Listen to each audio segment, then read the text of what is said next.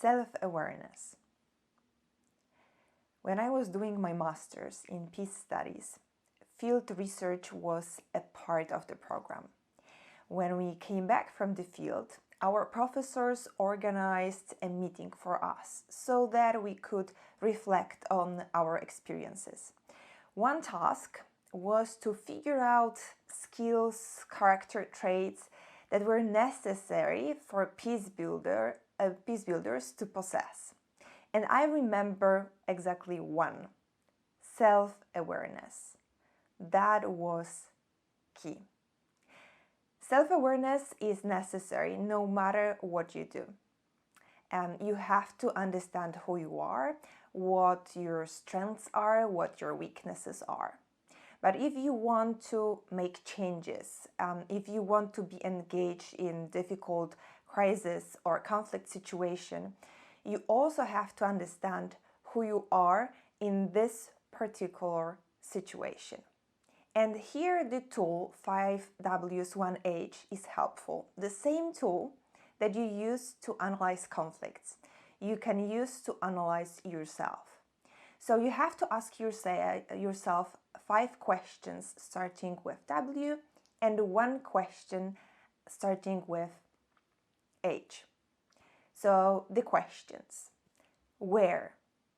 Where talks about context. So you have to ask yourself a question: how well you understand the context, how well you know the language, how well you know the culture of this place.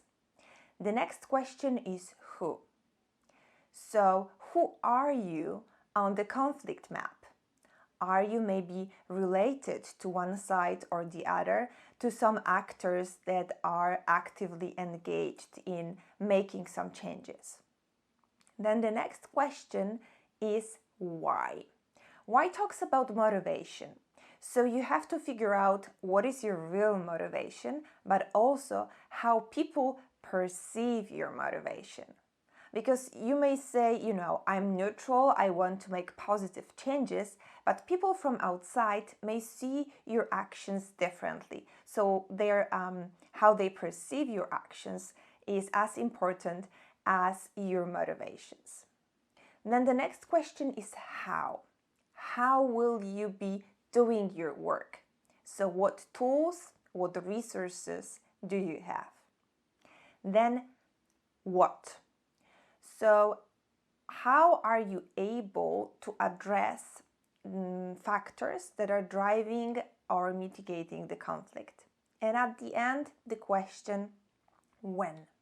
When talks about time, about moment, so you have to know if you're able, for example, to act quickly when there is an opportunity for some changes. Maybe you are far away from the conflict and you will not be able to act as quickly as it is necessary. So after you figure out all the answers to these questions, you may say that at the end of the day, you're not the right person for the job.